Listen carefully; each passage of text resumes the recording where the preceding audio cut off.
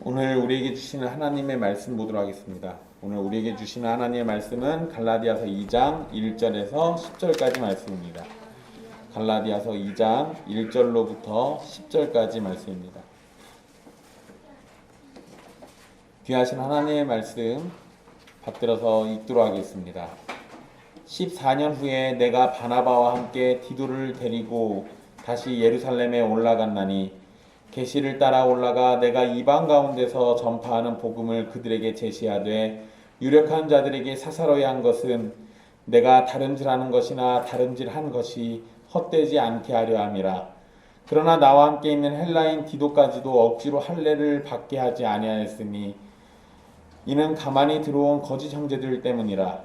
그들이 가만히 들어온 것은 그리스도 예수 안에서 우리가 가진 자유를 엿보고 우리를 종으로 삼고자 함이로되 그들에게 우리가 한시도 복종하지 아니하였으니 이는 복음의 진리가 항상 너희 가운데 있게 하려 함이라.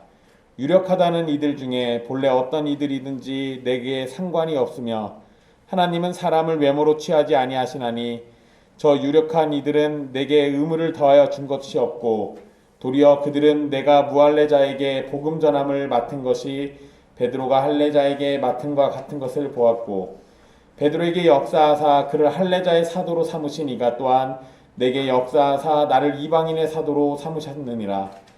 또 기둥같이 여기는 야고보와 게바와 요한도 내게 주신 은혜를 알므로 나와 바나바에게 친교의 악수를 하였으니 우리는 이방인에게로 그들은 할례자에게로 가게 하려 함이라.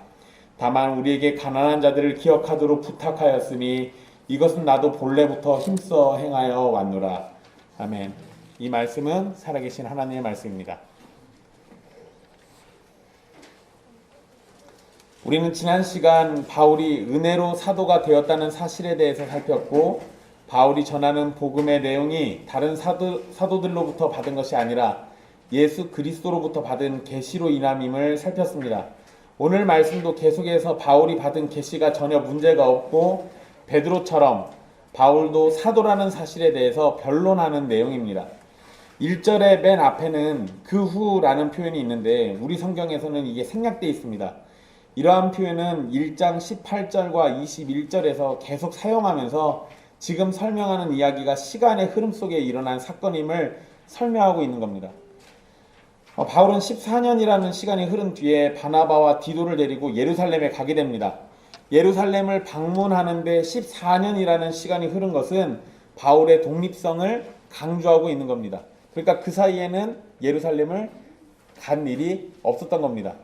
어쩌면 개인적인 일 때문에 잠시 들을 수는 있었을지 몰라도 공적인 일을 위해서 또 사도로서 또 복음을 맡은 자로서 가지는 않았다라는 것이 분명합니다.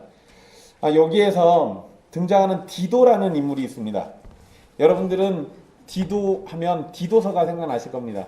그 디도서의 그 편지를 받는 사람이 디도가 맞는데요. 바울의 중요한 동역자 중 한 사람으로 고린도 지역에서 중요한 역할을 했던 인물입니다.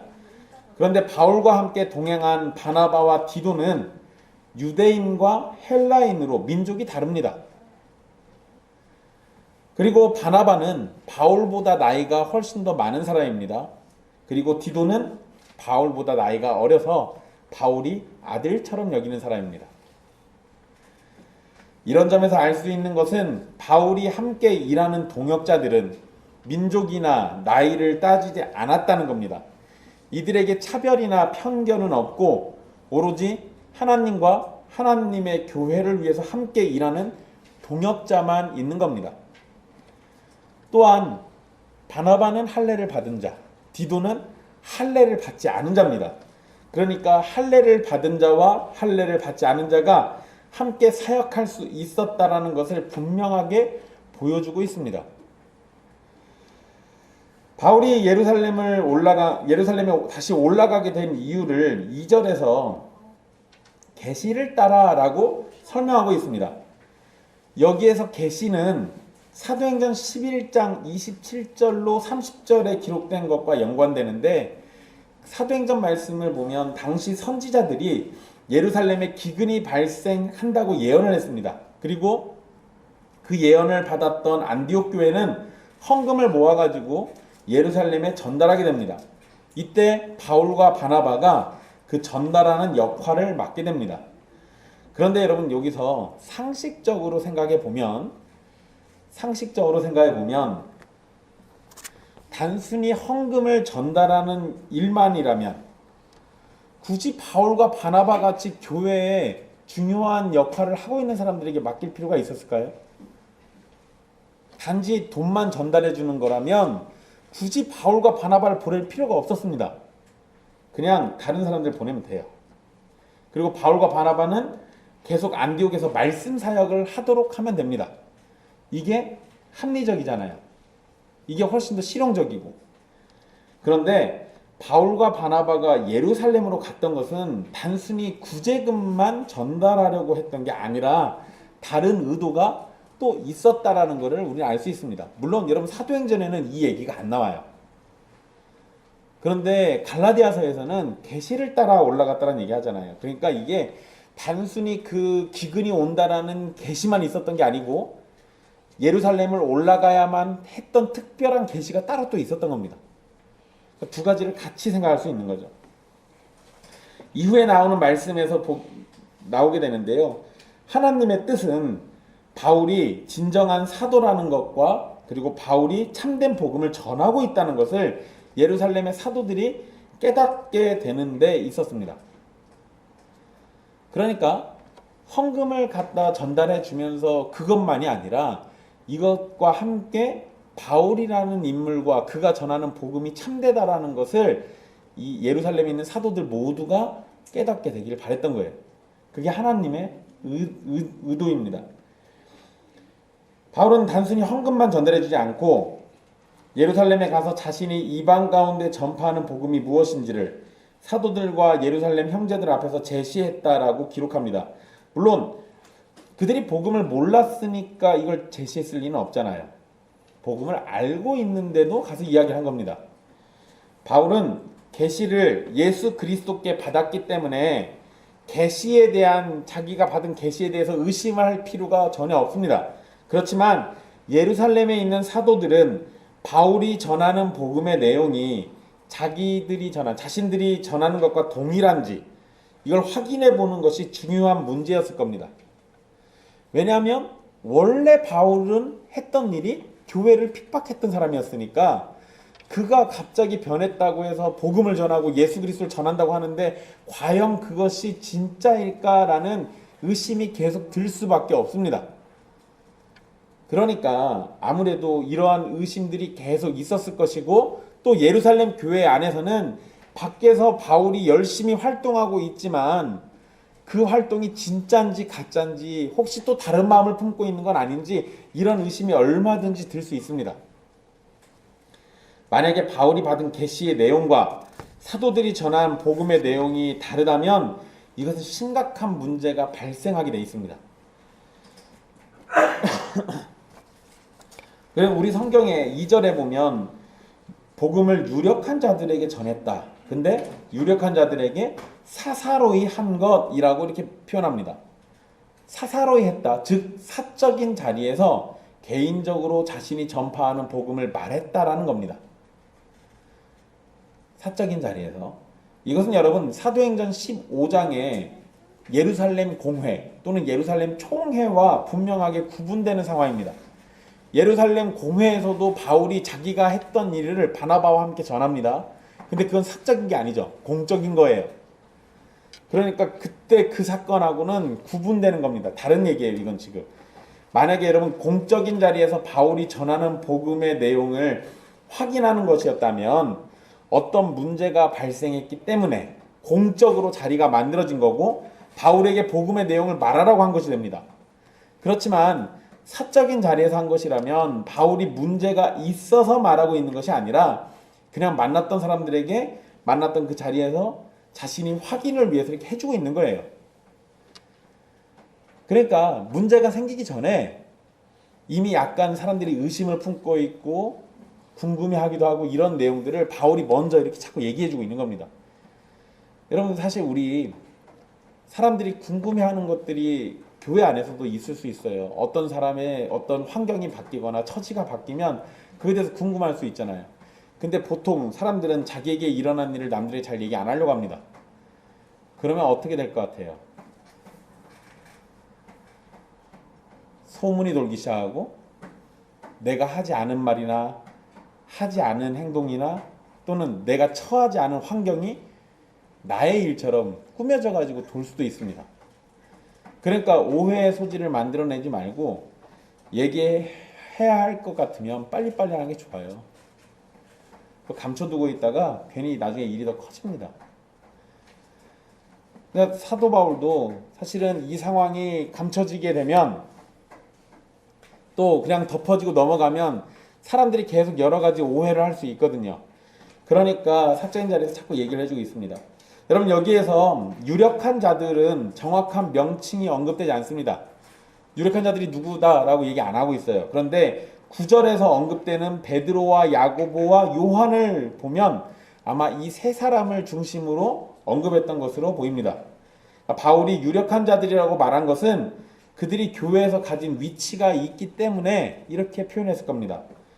그런데 2절 마지막에 내가 다른질하는 것이나 다른질한 것이 헛되지 않게 하려 함이라 라고 이렇게 말합니다. 그러니까 자신이 사적으로 유력한 자들에게 복음을 제시한 것의 이유를 말하고 있는데요. 마치 바울이 자신이 전한 복음의 진실성을 의심하는 듯하게 받아들여질 수도 있습니다. 내가 다른질하는 것이나 다른질한 것이 헛되지 않게 하려 함이라 이렇게 말하면 바울이 지금 자기 스스로를 의심하고 있는 것처럼 비춰지거든요. 그러나 자신이 받은 계시의 확실함과 계시를 주신 그리스도에 대한 확고한 믿음을 가진 바울이 지금까지 전한 복음을 확신하지 못해서 이렇게 말하는 건 아닙니다. 오히려 자신이 전하는 내용은 분명히 하나님께 받은 계시인데 사도들이 그것을 듣고 동의하지 않으면 자신과 협력하기보다는 오히려 자신과 자신이 전한 복음을 반대하는 일이 벌어지기 때문에 그렇습니다. 그리고 열심히 애써서 수고해서 선교를 했는데 그런데 만약에 사도들이 바울에 대해서 오해해서 다른 얘기를 해버리면 지금까지 수고한 것들이 다 물거품이 돼버리잖아요. 그러니까 그런 문제들을 어떻게든 잠재우려고 하는 겁니다. 즉 바울은 사도들의 판단과 상관없이 자신이 받은 복음을 확신하고 있지만 만약에 사도들이 그것이 틀렸다고 해버리면 지금까지 수고한 모든 일이 없었던 일처럼 되어버릴 것이기 때문에 그래서 지금 열심히 사사로이 이렇게 자기가 전한 것들을 자기가 받은 것들을 전해주고 있는 겁니다. 바울은 자신이 전하는 복음을 바꾸지 않을 겁니다. 그러나 사도들이 같은 내용을 말하지 않는다면 지금까지의 사역이 의심을 받게 되는 거고 앞으로의 사역도 방해를 받게 될 겁니다. 그렇기 때문에 자신이 전하는 복음을 인정받을 필요는 없지만 사도들과 동일하다는 것을 확인할 필요는 있었던 겁니다. 네, 여러분 요렇게 제가 지금 설명해 드린 건 특별히 사도들에게만 해당되는 거지 여러분들은 좀 다릅니다. 저도 다르고요. 제가 성경을 보고 깨달아 가지고 제가 어떤 걸 알게 됐어요. 그래서 여러분들한테 막 얘기하면서 이거 내가 알게 됐는데 굳이 뭐 다른 애들한테 확인 안 해도 됩니다. 이렇게 말하는 거는 독선으로 흘러가게 됩니다. 사도들에게는 이게 해당되는데요. 왜냐하면 사도들은 특별한 성령의 계시와 은혜를 받았으니까. 근데 우리 같은 입장은요. 우리는 역사 속에서 계속 교회가 해온 이야기를 동일하게 하는지를 확인해야 돼요. 그러니까 우리는 확인받아야 하는 게 맞습니다. 이 부분은 오해 없으시기 바라요. 바울은 2절에서 자신이 복음을 전한 것이 헛되게 될까봐 염려하는 듯이 말을 했는데요. 그런데 3절을 보면 전혀 다른 이야기합니다. 헛되지 않았다라는 거예요. 자신이 전한 게 헛되지 않았다라고 표현합니다. 그게 뭐냐면 그래서 우리 성경에는 여러분 여기 우리 성경에 그러나라고 시작되잖아요. 그러니까 이 표현 여기에 헛되지 않다라는 말은 아예 사실 그런 표현은 없습니다. 그런데 헛되지 않게 하려 함이라. 그래놓고 3절에 그러나로 시작하는 건 헛되지 않게 하려고 했지만 헛되지 않았다라는 걸 확실히 하고 있는 거예요. 예루살렘에 함께 올라간 디도가 헬라인입니다. 그래서 여기서도 나와 함께 있는 헬라인 디도라는 말을 쓰죠. 그런데 이방인인 디도가 예루살렘의 사도들을 만나는 자리에 함께 있었습니다. 그리고 사도들은 디도에게 할례를 안 받았으니까 원래 유대인들의 개념이라면 어떻게 해야 돼요? 지금 갈라디아 교회에 퍼진 이야기대로라면 그 말이 만약에 사도들에게서부터 나온 얘기라면 할례를 안 받은 디도를 보고 뭐라고 얘기합니까? 예수님 믿는 거 잘했는데 할례 안 받았으니까 할례 받아야 되라고 얘기했어야 할 거 아니에요. 그런데 사도들은 디도에게 억지로 할례를 받게 하지 않았다라는 거예요. 이것은 바울이 이방에 전한 복음이 헛되지 않았다라는 증거입니다. 그러니까 여기 갑자기 디도 얘기가 갑자기 나오고 할례를 받게 하지 않았다는 얘기도 이래서 나오는 겁니다. 할례는 하나님의 백성에게 속하기 위해서 요구가 되었던 언약의 표징입니다. 그래서 유대교로 가입하고 싶다면 할례를 받는 것이 당연한 겁니다. 그런데 예루살렘의 사도들은 유대인이지만 유대교는 아니었어요. 그러니 디도에게 할례를 받으라고 말하지 않았던 겁니다. 예루살렘 사도들은 할례 대신에 뭘 받으라고 얘기했을까요? 세례 얘기했겠죠. 근데 물론 디도는 이미 세례 받았으니까 또 받을 필요는 없어요. 그러니까 우리에게 중요한 건 이제 할례가 아니라 세례예요, 세례. 근데 여러분, 그럼 세례 안 받으면 하나님 백성이 아닙니까? 그건 또 아니에요. 사도들은 그런 식으로 얘기한 적이 없어요. 그냥 하나님의 백성이고 믿음을 가졌다면 믿었으면 세례를 받으라는 게 당연한 수순이었지만 세례를 안 받았다고 해서 지옥 간다고 얘기하지 않습니다. 그러니까 이건 또 역시 유대교하고 분명한 차이가 있는 거죠. 지금 갈라디아 교회가 겪는 어려움은 이 할례 문제에 있습니다. 어떤 사람들은 이방인이 예수님을 믿고 구원을 받으려면 할례를 받고 모세의 율법을 지켜야 한다라고 주장을 했습니다. 바울은 바로 그런 사람들에게 예루살렘의 사도들이 할례를 안 받은 헬라인 디도가 여기 있는 거 할례를 안 받은 걸 알았으면서도 디도에게 할례를 억지로 받게 하지 않았다라는 점을 말하면서 사도들도 할례를 받아야만 구원받는다라는 생각 자체를 아예 안 하고 있는 걸 얘기하고 있는 거예요. 그러니까 예루살렘의 교회, 예루살렘에 있던 사도들은 처음부터 할례 받아야 한다라는 생각을 이 구원과 연결지어서 얘기하지 않았어요. 그러니까 사도 바울은 사사로이 복음을 전하면서 이걸 확인한 거예요. 아, 내가 전한 게 헛되지 않았구나라는 거 확인한 겁니다. 왜? 할례 안 받은 디도에게 할례를 받으라고 강요 안 하는 거 보니까 자기가 전한 게 맞았던 거예요. 이러한 상황은 바울이 이방에서 전한 복음이 사도들과 다르지 않다는 걸 확인시켜 주는 겁니다. 만약에 바울이 전한 것이 사도들과 달랐다면 사도들은 분명 디도에게 할례를 받으라고 강요했을 겁니다. 하지만 사도들은 디도에게 그런 것을 요구하지 않았죠. 분명히 사도나 바울은 같은 복음을 말하고 있었던 겁니다. 중요한 일이죠. 중요한 일이에요. 근데 여러분 또 재미난 거 얘기해 드릴 거예요. 우리가 사도행전 15장까지 하고 멈췄잖아요. 16장에 가면 헬라인이 할례 받는 일이 벌어집니다. 디모데가 나오는데 디모데가 할례를 받아요. 디모데는 아빠가 헬라인이고 엄마가 유대인이에요. 그래서 여러분 디모데가 할례 받은 사건과 디도가 할례 받지 않은 사건은 분명 어떠한 이유가 있었겠죠. 이거를 구분지어서 생각할 필요가 있습니다. 구분지어서. 그 얘기는 나중에 갈라디아서 끝나면 해드릴게요. 아직 몇 달 남았어요. 어쨌든 사도 바울은 자신이 전한 게 헛되지 않았다는 걸 분명 확인한 겁니다. 근데 이러한 상황 가운데서 4절을 보면은요, 그곳에 가만히 들어온 거짓 형제들이 있었습니다. 얘네가 문제인 거예요. 그러니까 지금 바울의 논지 잘 보세요. 바울은 복음을 전했고 사도들은 그것이 틀리지 않다라고 믿고 있고 그렇게 받아들여지고 있는 겁니다. 그래서 디도에게 할례 받으라는 얘기를 안 했어요. 그런데 가만히 들어온 거짓 형제들은 디도에게 할례를 줘야 한다라고 주장을 합니다. 가만히 들어온 자들을 거짓 형제라고 부르는 걸 보면 그들은 형제는 형제예요. 그러니까 그들은 예수님을 믿는다고 고백을 했을 겁니다. 그렇지만 구원을 위해서 할례를 받아야 한다고 말하는 사람들은 복음을 잘 모르는 겁니다. 그러니까 그들을 거짓 형제라고 바울이 표현하는 것은 형제의 모양은 갖고 있으나 실제는 아니다라는 거죠. 그러니까 그들을 예수님의 몸된 교회라고 여기지 않았던 겁니다. 그래서 거짓 형제라고 표현하고 있어요. 바울이 여기에서 또 가만히 들어온 거짓 형제들을 언급한 것은 갈라디아 교회에서 벌어진 일과 유사하기 때문입니다. 갈라디아 교회에도 할례를 받아야 하고 율법을 지켜야 구원을 받는다는 거짓 복음을 전하는 자들이 가만히 굴러 들어와 가지고 그런 일들을 전했단 말이에요. 그들은 형제의 모습을 가지고 있지만 다른 복음으로 교회를 어지럽히고 있는 겁니다. 여러분 이런 거 잘 생각해 보셔야 돼요. 정말 무서운 얘기죠.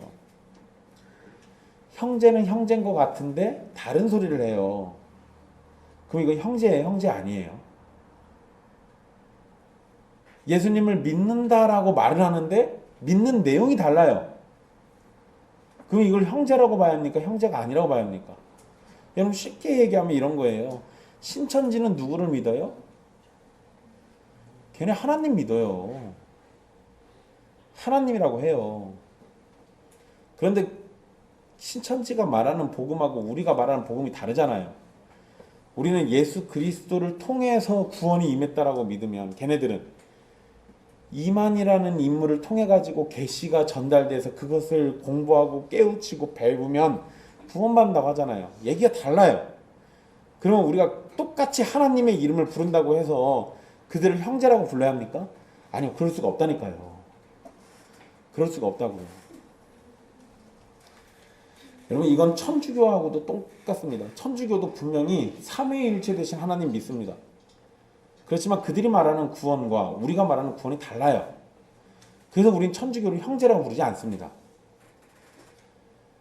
그러니까 이런 차이가 있는 것은 분명한 거예요.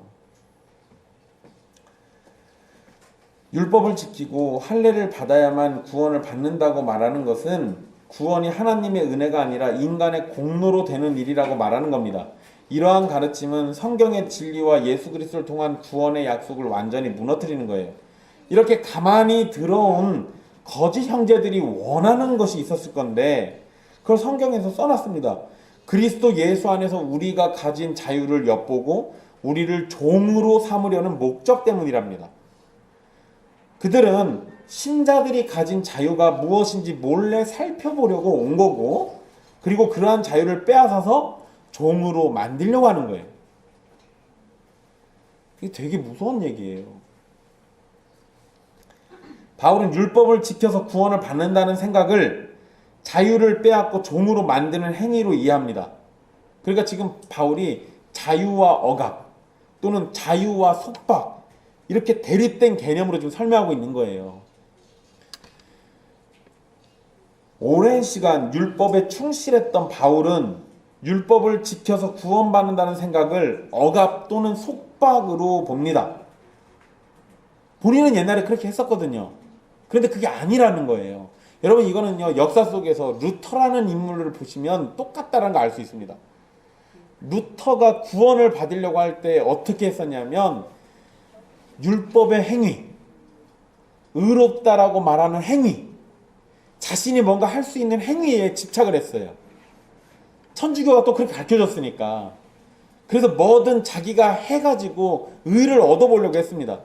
별짓 다 했죠.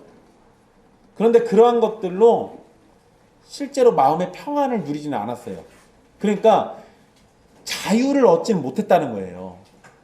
루터가 그러한 행위를 하면 할수록 자기는 자기 스스로가 점점 더 억압되고 속박당한다라는 느낌을 받게 됩니다.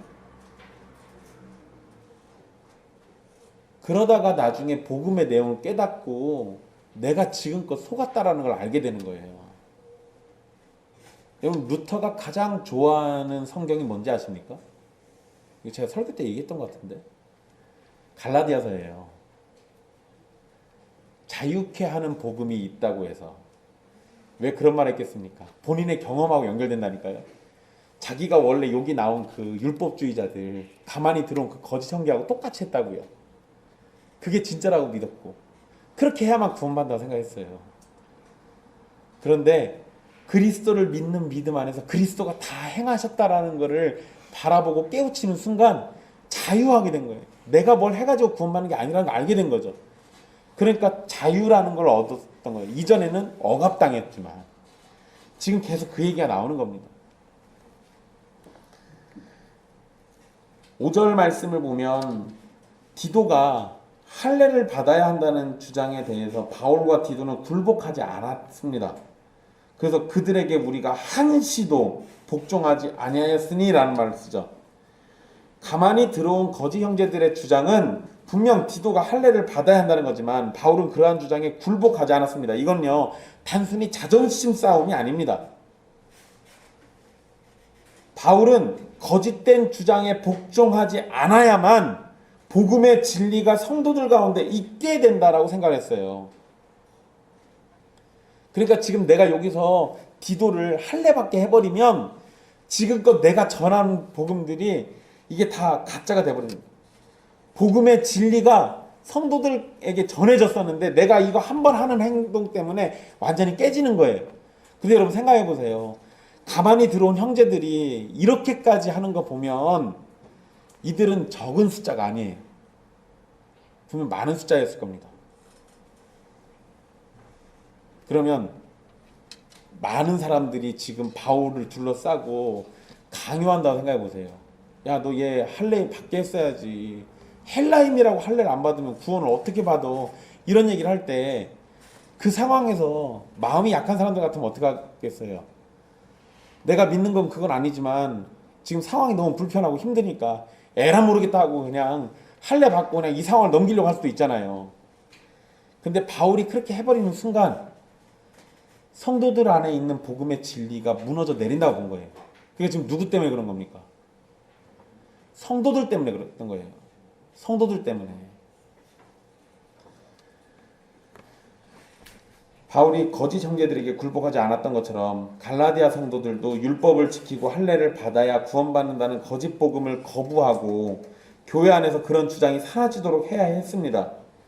그런 주장을 받아들이면 복음의 진리가 교회 안에서 떠나게 됩니다.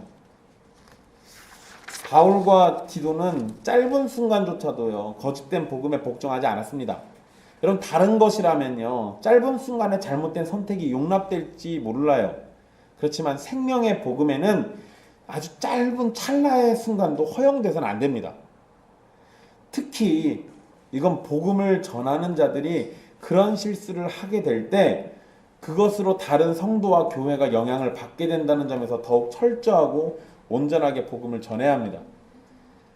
여러분 성도들이 그러는 건요 괜찮아요. 그냥 좀 하다면 되지.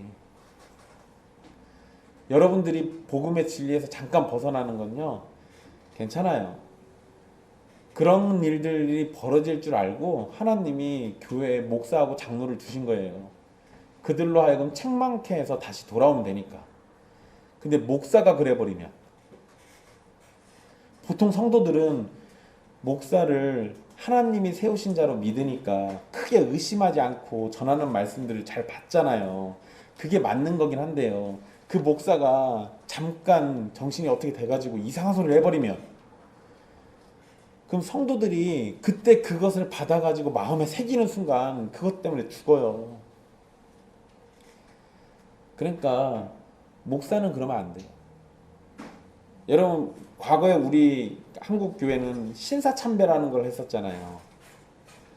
신사참배 일제 강점기 때 일본 사람들이 교회에 쳐들어와 가지고요 예수 믿는 사람들에게 동방요배라는 거 시키고 신사참배를 시켰습니다. 그냥 일본 쪽 향하고 그쪽에다 절하면서요 그쪽에 예배하고 막 그러는 거예요. 거기 우상들 예배하고 하는 거. 그런데요 그런 걸 시켰었는데 그 일에 앞장섰던 게 누구냐면 목사들이 앞장섰어요. 안 죽으려고 고난받기 싫어서. 저항은 누가 하는지 아십니까? 성도들이 했어요. 거꾸로 됐죠. 사실은 목사가 앞장서서 그랬어야 하는데 많은 수의 목사들이 안 죽고 싶어가지고 배도했습니다. 그래서 여러분 제가 왜 갑자기 그 얘기 꺼내냐면요 그때 그 신사참배 사건이 언제까지 영향을 주고 있는지 아십니까? 지금까지 교회 안에 신사참배했던 그때 그 죄악의 뿌리가 남아가지고요. 아직까지 한국교회 안에 영향을 줘요. 목사들의 그때 그 잘못된 선택 때문에요. 교회 안에 그게 뿌리 박혀가지고 그래서 아직까지 계속 된다니까요. 정말 무서운 일이에요.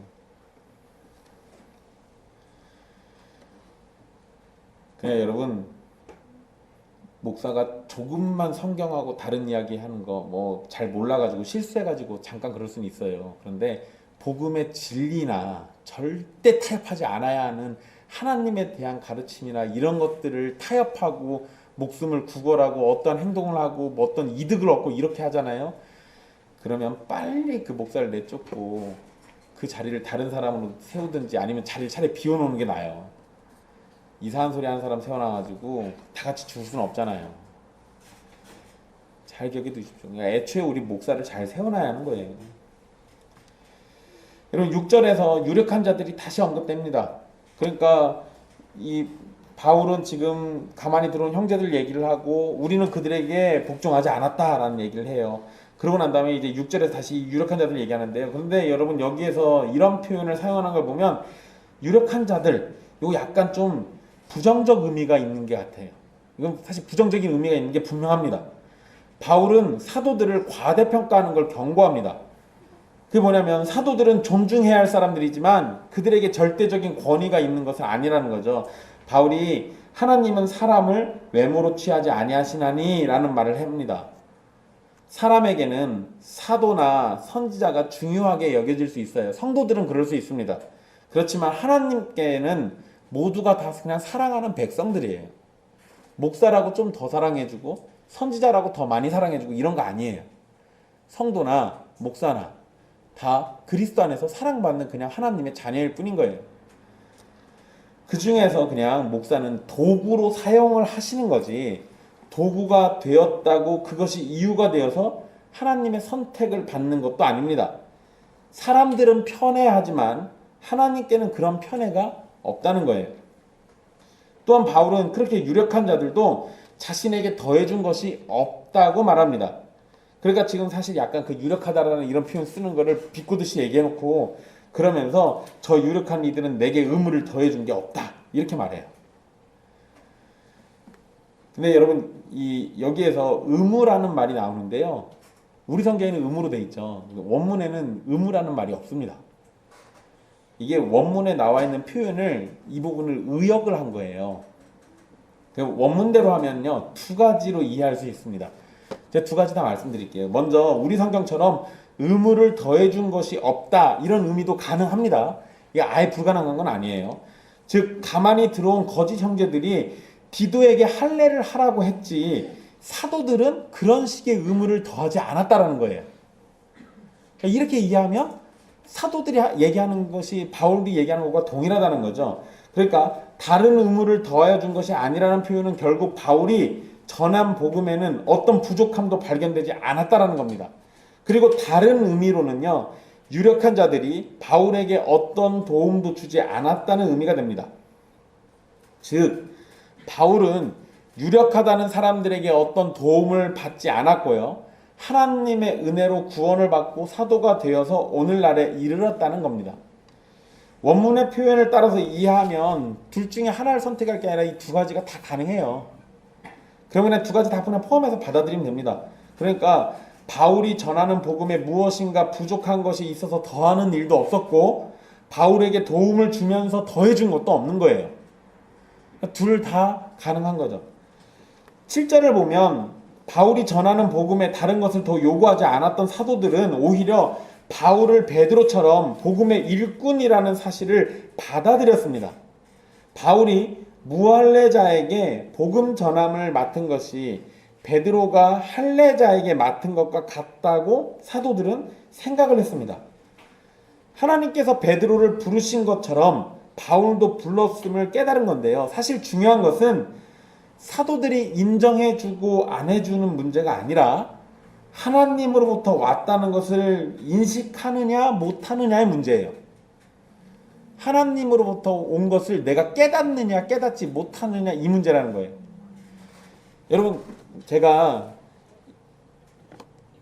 형원이 얘기 자꾸 해서 미안한데 형원이한테 자꾸 목사하라고 노래 부르잖아요.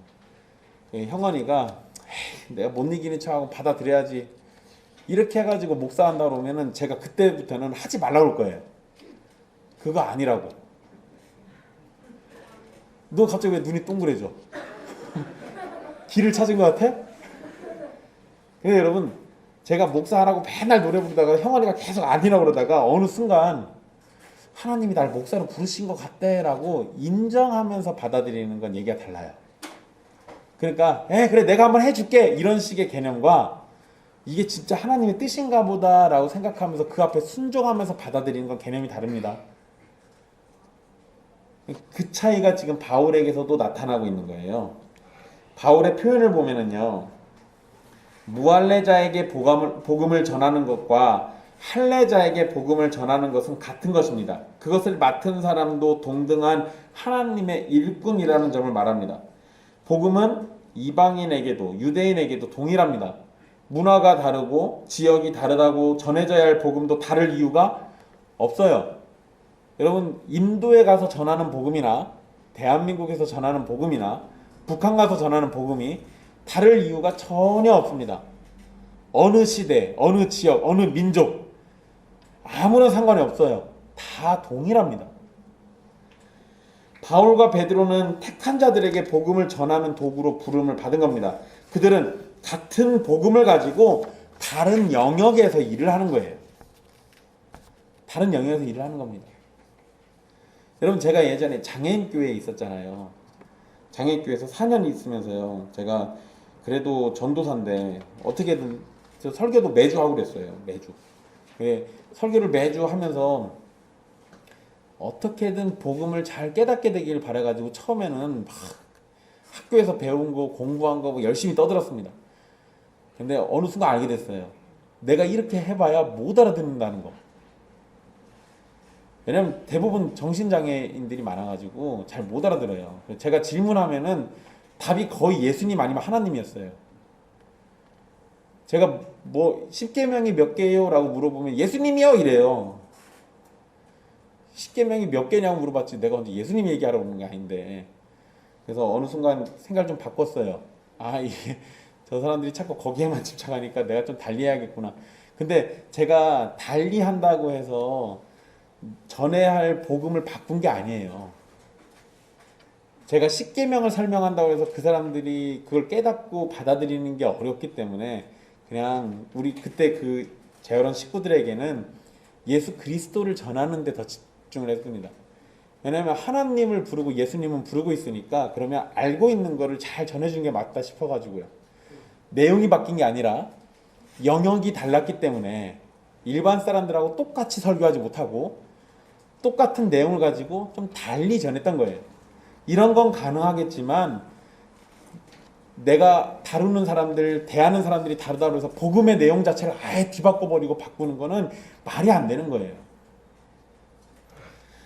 바울은 하나님께서 베드로를 할례자의 사도로 또 자신은 이방인의 사도로 삼으셨다라고 말합니다. 8절의 내용은 7절의 내용을 다시 확증하는 거죠. 여기에서 역사하다라는 표현이 2번 사용됐습니다. 그리고 그 주어는 다 하나님이에요.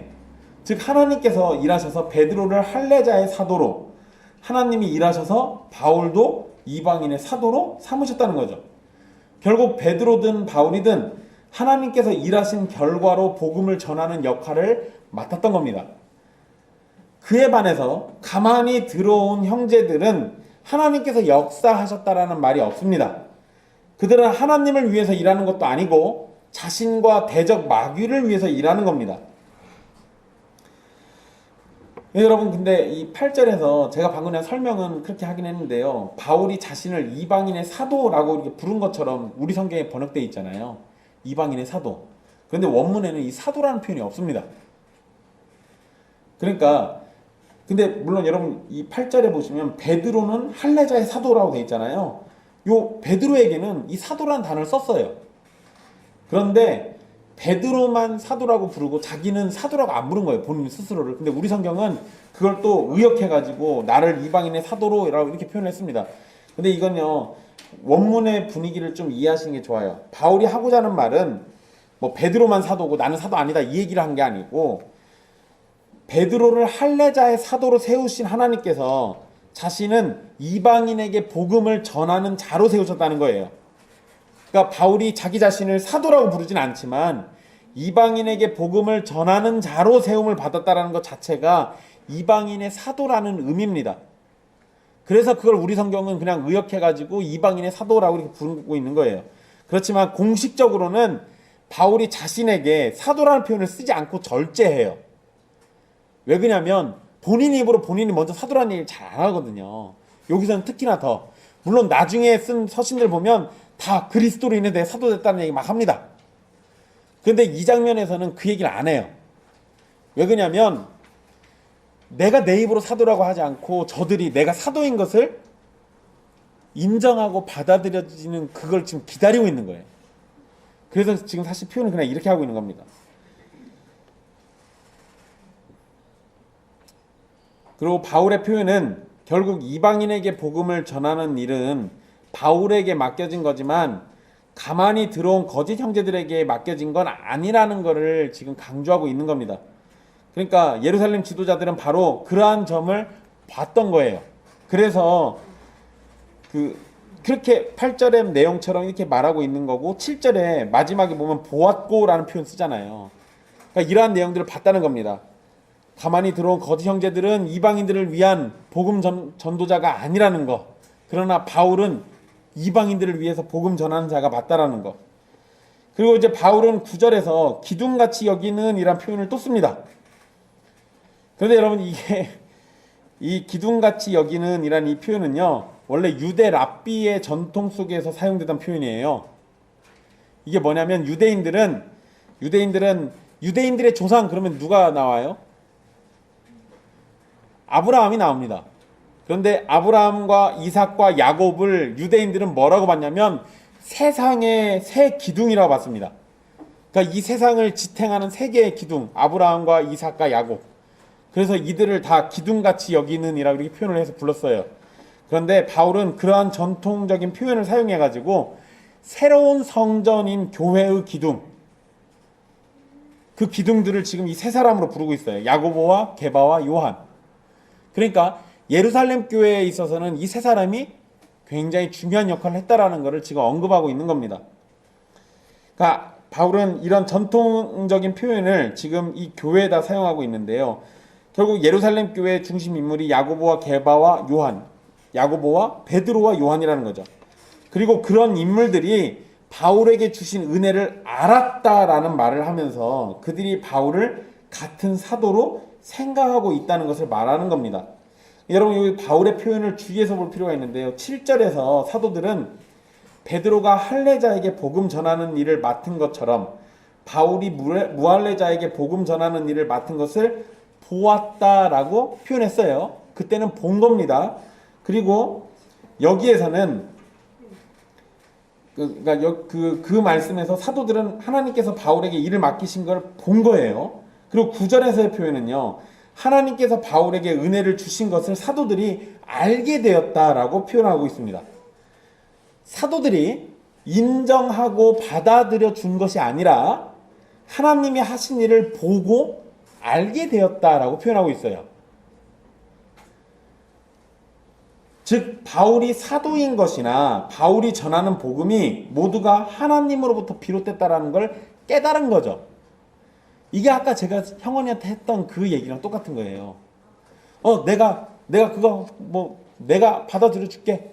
내가 인정해 줄게. 내가 목사 한번 해볼게. 이게 아니고 하나님 날 목사로 부르셨구나라고 보고 깨닫는 거. 그 얘기를 여기다 지금 적용해서 볼 수 있는 겁니다. 그러니까 사도들이 인정해주고 용납해주는 게 아니라 깨닫고 알게 되었다라고 표현하면서요, 바울이나 예루살렘의 사도들이 동등하다라는 걸 말하는 겁니다. 만약에 바울에 대해서요, 사도들이 인정해주고 용납해줬다 이러면 바울보다 더 위에 있는 게 누구예요? 인정해준 그들이에요. 그러면은 사도들 사이에 뭐가 생깁니까? 계급이 생겨요. 계층이 생기고. 근데 그게 아니라는 겁니다. 그런 개념이 아니에요. 하나님이 은혜 주셔서 사도로 불렀다라는 거를 보고 깨닫게 된 거예요. 그러니까 인정을 안 할 수가 없는 상황이 돼버린 거죠. 야고보와 게바와 요한은 바울과 바나바에게 친교의 악수를 합니다. 그게 9절 중간 이후에 나오죠. 즉 동료로 인정했다는 것을 의미합니다. 이러한 정황은 예루살렘의 사도들이 바울과 바나바를 이방인의 사도로 여기고 있다는 걸 알려주죠. 그러니까 문자적인 표현은 없을지라도 그들이 친교의 악수를 하면서 서로 함께하고 있다는 점도 확인시켜줬을 겁니다. 결국 친교의 악수를 하는 장면으로 가만히 들어온 거짓 형제들은 다 틀렸다라는 거, 그리고 바울과 바나바가 이방인들에게 전한 복음의 말씀이 참되다라는 것을 확인시켜주는 겁니다. 2절에서 하나님께서 계시로 바울과 바나바를 보내신 이유가 바로 여기 있는 거예요.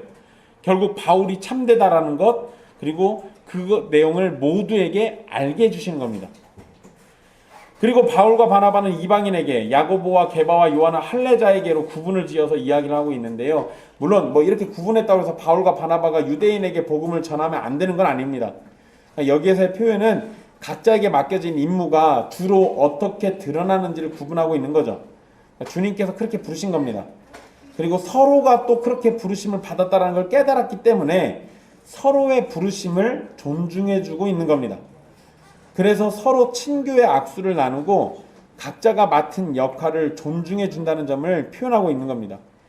그리고 사도들은 바울과 바나바에게 가난한 자들을 기억해달라고 부탁을 하죠. 그리고 바울은 자신이 본래부터 힘써 행하던 거다라고 이렇게 대답합니다. 이후로도 여러분 로마서나 고린도전서를 보면요, 이 가난한 성도들을 위해서 헌금하는 걸 계속해서 바울이 언급합니다. 그러니까 바울은 정말로 이거에 대해서 관심을 가지고 있었던 거예요. 사도들이 이렇게 부탁을 하고 바울이 이런 부탁을 쉽게 들어줄 수 있는 건 유대인이나 이방인이나 그리스도 안에서 하나이기 때문에 인종을 따라서 구분하고 나눌 이유가 전혀 없기 때문에 그런 겁니다. 잘 생각해 보세요. 바울은 이방인의 사도잖아요. 그럼 다 이방인들 만날 겁니다. 그런데 가난한 자들을 기억해달라는 건 어디 있는 가난한 자들을 기억해달라는 거겠어요? 예루살렘의 사도들이 얘기했으니까 예루살렘에 있는 가난한 자들 기억해달라는 거예요. 그런데 사도들이 이걸 부탁할 수 있는 이유가 뭐겠습니까? 유대인과 이방인이 각각 따로 떨어진 각각의 개체라면 이런 부탁 못하겠죠. 그런데 그리스도 안에서 하나라는 걸 알고 있으니까 이런 부탁도 부담 갖지 않고 얼마든지 할 수 있는 거예요. 그리스도 안에서 유대인이 어려우면 넉넉한 이방인이 도울 수 있습니다. 그리스도 안에서 이방인이 어려우면 유대인이 돕는 겁니다. 인종이 다르기 때문에 돕지 못하는 것은 그리스도인에게는 있을 수 없는 일이에요. 이런 건 잘 기억해 두십시오. 바울이 예루살렘의 사도들을 향해서 갖는 자세를 통해서 우리는 권위 있는 자들을 어떻게 대할 것인가를 배울 수 있습니다. 지금 오늘 말씀에서 유력한 자들, 이 표현이 2번 나왔었죠. 3번이나 나왔습니다. 그 다음에 기둥같이 여기는, 이런 표현들 나와요. 그런데 그 중간에 6절에 어떤 이들이든지 내게 상관이 없고 하나님은 사람을 외모로 취하지 않아야 하신다는 그 말씀이요. 여러분, 하나님은 사람을 외모로 취하시지 않죠. 중요한 겁니다. 사람의 겉모습이나 사람의 지위나 능력이나 재산이 사람들에게는 중요할지 몰라요. 그렇지만 하나님과 하나님의 교회에서는 그리 중요한 것이 아닙니다. 그래서 교회 안에서 부자라고 대접받고 가난하다고 멸시받고 이러면 안 되는 거예요. 어떤 사람을 높이고 추앙하는 것도 역시 불신앙적인 모습입니다. 여러분, 제가 칼빈 얘기 자주 하죠. 칼빈 우리에게 있어서는 매우 소중한 가르침을 준 사람입니다. 그렇지만 딱 거기까지예요. 그 이상 우리에게 뭐 어떠한 의미가 되어서는 안 됩니다. 칼빈은 진리의 근원이 아니잖아요. 칼빈도 하나님의 도구였을 뿐이니까 칼빈을 추앙하고 떠받드는 건 신자들에게 온전한 모습이 아닙니다. 존중할 자는 존중하지만 그 이상으로 넘어서는 건 항상 주의한다는 거예요. 그러니까 우리가 목사를 대하든 또는 형제 자매들 중에서 힘 있는 사람이든 가난한 사람이든 누구를 대하든 다 동일하게 동등하게 대하라는 겁니다. 기본적인 거예요. 물론 여러분 갈라디아서에서 뒷부분에는 말씀 전하는 자를 배로 더 섬기라는 말은 나옵니다. 근데 그거는 말씀을 전하는 그 역할을 귀중히 여기니까 그러는 거지, 그걸 맡고 있는 사람 자체를 그렇게 높이라는 거 아니에요. 이런 건 구분해서 잘 기억해 두십시오. 그리고 오늘 본문에 거짓 형제들이 등장하죠. 교회 안에는 언제든지 거짓 형제들이 있을 수 있습니다. 거짓 형제들은 입으로 예수님을 믿는다고 말하고요, 예배 자리에 참석해서 하나님을 예배하고 거룩의 모습도 나타낼 수 있습니다. 얼마든지 가능해요. 겉으로 보이는 것은 광명의 천사처럼 보일 수 있을지 몰라도 그들이 전하는 내용이나 믿는 내용이 성경의 가르침과 만약에 다르다면 그들은 아무리 착한 모습을 가지고 있어도 거짓 형제일 뿐이에요. 여러분, 이단들 중에서 혹시 여러분들이 여호와 증인이나 안식교인들 만나보신 적 있습니까? 몰몬교인들이나. 제가 만났던 안식교인이나 여호와 증인이나 몰몬교인이나 이 사람들 중에서 성격이 아주 더럽고 나쁠 것 같은 사람을 한 번도 본 적이 없어요. 특이한 일이죠. 그 사람들은 겉으로 보이는 건 다 착합니다. 다 선하고 어쩜 말도 그렇게 조곤조곤 예쁘게 할지 진짜 참 신기해요. 근데 여러분, 그들의 행동만 놓고 보면 그 사람들이 꼭 천국의 백성들 같아요. 그렇지만 그들의 행동이 어떠하든 그들이 믿는 내용은 성경의 가르침과 다르죠. 그들의 행동이 선해 보일지 몰라도 그런다고 해서 그 사람들을 우리의 형제라고 얘기할 수 없어요. 오히려 행동이 거칠고 입이 걸걸하고 그리고 뭔가 마음에 들지 않는 구석들이 있다 할지라도요, 나랑 믿음을 같이 하는 사람이라면 그러면 그 사람이 내 형제예요.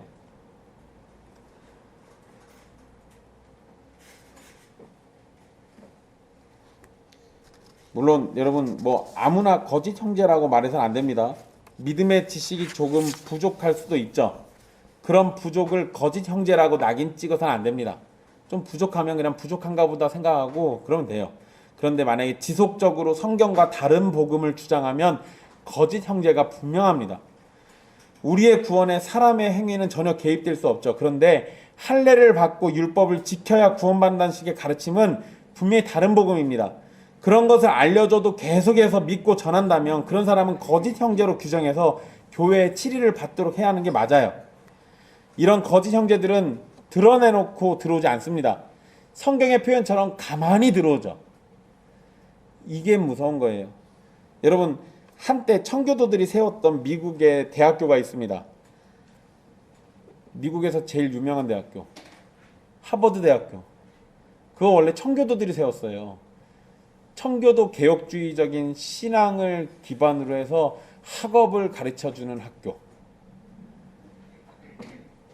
그런데 그 하버드가 가만히 들어온 이단 사상 때문에 변질됩니다. 그래서 그 이단 사상 때문에 학교가 변질되니까 그것을 슬퍼하면서 청교도들이 또 신학교를 또 만듭니다. 대학교를 또 세우죠. 그렇게 세운 대학교가 예일대학교. 근데 예일대학교도 가만히 들어온 이단 사상 때문에 결국 또 변질됩니다. 그리고 우리가 잘 알고 있는 프린스턴 신학교도 청교도 개혁주의 신학을 바탕으로 세운 학교였어요. 그런데 또 가만히 들어온 이단 사상 때문에 프린스턴 대학교도 변질되고, 그렇게 해서 그때 거기에 있던 교수들 중에 몇몇이 마음을 모아가지고 웨스트민스터 신학교를 또 세웁니다. 여러분, 미국의 역사 속에서요, 사실 이게 그렇게 긴 역사도 아닌데 그 짧은 역사 속에서 가만히 들어온 다른 복음 때문에 여러 번 신학교가, 대학이 문을 닫는 거 아니죠, 무너져 내리는 그러한 상황이 벌어졌어요. 교회들도 마찬가지입니다. 대놓고 거짓 복음 얘기하지 않아요. 가만히 들어와서 은근슬쩍 막 뿌리고 다닙니다. 그러다가 사람들이 모이면 그것을 드러내놓고 결국 교회를 쪼개거나 무너져 내리게 만들어요. 이단들이 접근할 때도 드러내놓고 하기보다는 가만히 접근해서 자신들의 이단 사상에 젖어들도록 만들잖아요. 교회 안에서도 이런 일들은 얼마든지 생길 수 있습니다. 그렇기 때문에 성도들은 방심하지 말고 항상 복음을 묵상하고 설교와 예배와 교육을 통해서 하나님의 말씀을 가까이 하기를 힘써야 합니다. 그리고 여러분, 이단 사상이 바깥에서도 들어오지만 우리 내면에서도 생긴다라는 거 기억하셔야 돼요. 왜 그럽니까? 내가 성령으로 충만하지 않을 때, 그럴 때 내 안에서 자꾸 생겨요. 의심이 생기고 더 쉬운 길을 찾게 되고, 믿음으로 구원받고 하나님의 은혜가 있다는 것보다 뭔가 내 이름을 드러내고 싶은 무언가를 찾아내가지고 그것을 가만히 내 안에서부터 만들어내요.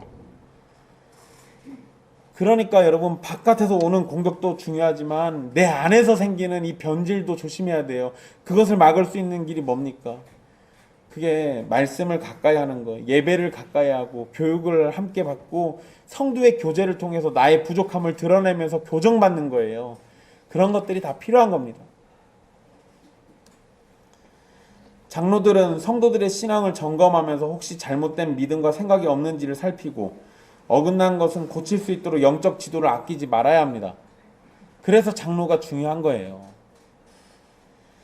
4절에서 가만히 들어온 형제들이 우리의 자유를 엿보고 종으로 삼고자 한다는 표현을 통해 가지고 우리는 그리스도 안에서 복음으로 자유를 누리고 있다는 걸 역으로 알 수 있습니다.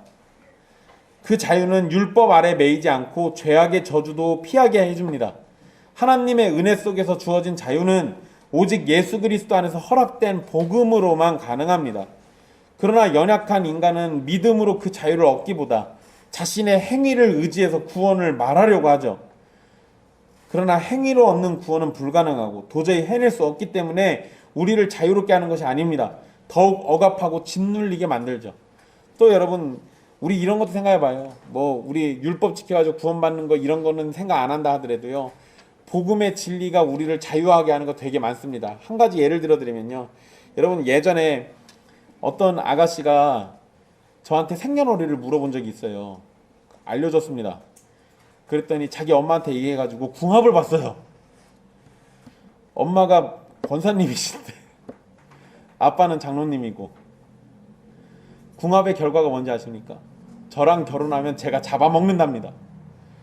그래가지고 저랑 결혼 안 하고 딴 남자한테 시집 갔어요.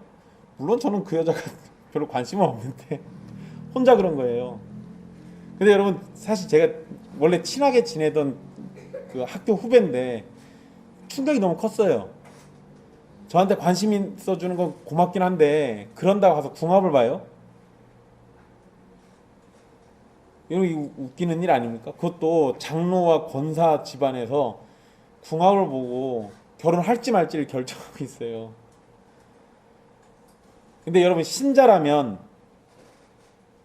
그런 거에 얽매일 필요가 있을까요? 아니요. 여러분, 사주팔자나 궁합이나 이거 다 사람들이 만들어내는 거짓말이에요. 그것들은 다 기본적으로 뭐 합니까? 여러분, 사주팔자 보고 와서 점집 가서 점 보고 오면 너 아무것도 안 해도 잘 먹고 잘 살 수 있어라고 얘기해줘요? 아니요. 다 뭐가 됐든 짐을 지어줍니다. 너 이거 안 하면 화가 생겨. 이거 안 하면 벌 받을 거야. 이거 안 하면 나쁜 일 생길 거야. 다 이런 거 하죠. 결국은 다 뭐예요? 우리에게 무거운 짐을 지어줘서 억누르게 만들어요. 그런데 여러분, 복음의 자유는 설령 내가 고난과 괴로움과 아픔을 겪더라도 그리스도 안에서 천국을 바라보니까 이 세상은 나를 짓누를지 몰라도 나는 그리스도 안에서 얼마든지 자유할 수 있거든요. 궁합이든 사주팔자든 그런 게 겁나는 게 아니라 하나님을 믿는 믿음 안에서 결혼할 수 있어요. 신자에겐 그게 더 중요한 거 아닙니까? 근데 그런 거 관심 없고 딴 데 관심 있어요. 이거 이상한 일이에요. 여러분, 이런 거 비슷한 일들이 우리에게 굉장히 많습니다. 신자들은 무엇이 됐든 어떠한 것도 우리를 억누르고 짓누를 수 없다는 거 기억하십시오. 그리스도 안에서 우리 항상 자유할 수 있어요. 그런데 이런 거짓된 복음은 그런 자유를 빼앗고 우리를 억누르려고 할 거예요. 이거 해야 돼, 저거 해야 돼, 이런 일들이 벌어진다고요. 여러분, 부산에 있었던 그 어떤 사건이 있었죠. 돈가스 집 해가지고 거기서 월급 안 주고 이렇게 청년들 데려다 일 시켰는데 알고 봤더니 그 사장님이 목사님이었고, 그 교회가 청교도 하는 교회라고 주변에 알려진 교회였어요. 근데 그 교회도 결국 뭔 짓을 한 거냐면요, 율법으로 청년들을 얽어매가지고 짐을 지어주고 너 이렇게 안 하면 구원을 못 받은 거야 라고 사람들 짓눌러가지고 교회에 충성복사하게 하고 목사 말에 무조건 순종하게 만들어놨어요. 복음이 빠지니까요, 거기에 율법이 들어와서 사람들을 억압합니다. 이게 우리 역사 속에서 계속 있어져 왔다고요. 그러니까 여러분, 우리가 진정 자유하게 하는 게 무엇인지를 묵상해 봐야 돼요. 혹시 나는 어떠한 일로 억압받고 있진 않은지 이런 거 생각해 보십시오. 보통 여러분 정말 쓰잘데기 없는 걸로 여러분들이 짓눌림 당합니다. 우리 교회는 질병 가지고 계신 분들이 많죠. 그 질병과 아픔 때문에 괴롭죠. 몸이 힘들고 여러 가지 어려움이 있습니다. 근데 여러분, 그 아픈 거 묵상하면 병이 갑자기 나사요? 그러지 않잖아요. 내가 막 근심한다고 해서 병이 낫는 거 아니잖아요. 오히려 여러분, 우리가 아프면 아플수록 신자들은 그 아픔 너머에 하나님의 나라가 있다라는 걸 소망하면서 살아요. 그래서 짓눌리기보다는 오히려 아플수록 천국에 가깝다라는 것 때문에 더 자유하게 됩니다. 그게 진짜 믿음을 가진 자들이 보이는 태도예요. 근데 만약에 우리가 거기에 짓눌리면 천국은 사라지고 왜 내 인생은 이 모양 이 꼴일까라는 것 때문에 짓눌려가지고 자유를 못 누려요. 억압받게 됩니다. 다른 괴로운 일들도 마찬가지예요. 똑같습니다. 여러분은 그리스도 안에서 진짜 자유를 누리고 있는지, 복음의 말씀을 의지해서 오로지 예수 그리스도로만 구원을 받고 있는지 생각해 보십시오. 혹여 우리의 행동을 통해서 구원을 얻으려는 미련함이 있지는 않은지, 또는 다른 것들로 인해서 내가 짓눌리고 있지는 않은지 살펴보시고 우리에게 그 진정한 자유가 계속해서 허락되기를 소망하면서 하나님만을 바라야 합니다. 복음의 자유를 누리지 못하도록 만들려고 율법을 지켜야 한다거나 사람의 입장에서 해야 할 무엇인가를 강조하면서 그리스도께서 이루신 구원에 무엇을 더하려는 시도들이 우리가 누리는 복음의 자유를 빼앗는 겁니다. 그래서 여러분들 그런 거 싫어하셨잖아요. 교회 안에 있었던 거, 헌금 잘 내고 예배 잘 드리고 봉사 잘해야만 구원받는 것처럼, 목사에게 충성해야만, 잘 섬겨야만 구원을 받는 것처럼 생각하는 것, 다 여기에 해당되는 겁니다. 우리가 선한 삶을 살고 거룩한 삶을 살아야 하는 건 분명한 일입니다. 그리고 예배에도, 교회 생활에도 열심 내는 것도 당연한 일이에요. 그렇지만 그것으로 우리가 구원을 얻는 것은 아닙니다. 예배 잘 드리는 거 정말 아름다운 일이죠. 진정한 신자라면 예배에 목숨 걸고 살아갑니다. 그러나 예배 자체를 드리는 것이 우리를 구원하는 건 아닙니다. 구원은 예수 그리스도를 통해서 얻는 거고, 그분을 기뻐하고 사랑하기 때문에 목숨 걸고 예배 드리는 거예요. 그리스도 안에서 온전하게 구원을 이뤘고 수고하고 무거운 짐을 내려놓고 자유를 누리게 해주셨는데, 그걸 다 내다 버리고 스스로 종이 되는 길로 가는 미련한 짓을 하지 말아야 합니다. 또한 여러분, 교회는 동일한 복음을 가지고 동일한 내용을 전해야 돼요. 달라지는 건 복음을 듣는 사람들 뿐입니다. 변하지 않는 복음을 변하는 사람들에게 전하는 겁니다. 그러니 교회 안에 다른 복음을 전하는 사람들을 용납하지 않아야 하고, 우리도 항상 성경이 가르치는 복음을 가지고 있는지 수시로 점검해야 합니다. 우리가 고향이 다르고 자라온 환경도 다르고 지내는 수준이나 상황과 직장이 다르지만 하나가 될 수 있는 건 동일한 복음으로 한 하나님을 믿기 때문에 그렇습니다. 그렇게 교회를 분열시키려는 그 어떠한 요소들도 한 분 하나님으로부터 주어진 한 복음으로, 한 분 그리스도 안에서 한 성령으로 충만하게 이겨낼 수 있는 겁니다. 사랑하는 형제 자매 여러분, 여러분이 받은 복음은 무엇입니까? 가족들과 교회 성도들과 함께 확인해 보십시오. 그리고 우리가 한 복음 안에 있음을 감사하면서 계속해서 그 복음 안에서 하나가 되기를 또한 힘쓰십시오. 여러분의 자유를 빼앗는 헛된 복음이 들어오지 못하도록 여러분과 교회를 잘 지키세요. 언제가 되었든 우리에게 가만히 들어온 거짓 형제들이 찾아올 때가 분명 있을 겁니다. 그들이 전하는 거짓된 복음을 철저하게 거부하되 우리가 가진 참 복음으로 그들에게 진정한 하나님의 은혜와 사랑을 전할 수 있게 되기를 바라고 준비하십시오. 기도하겠습니다.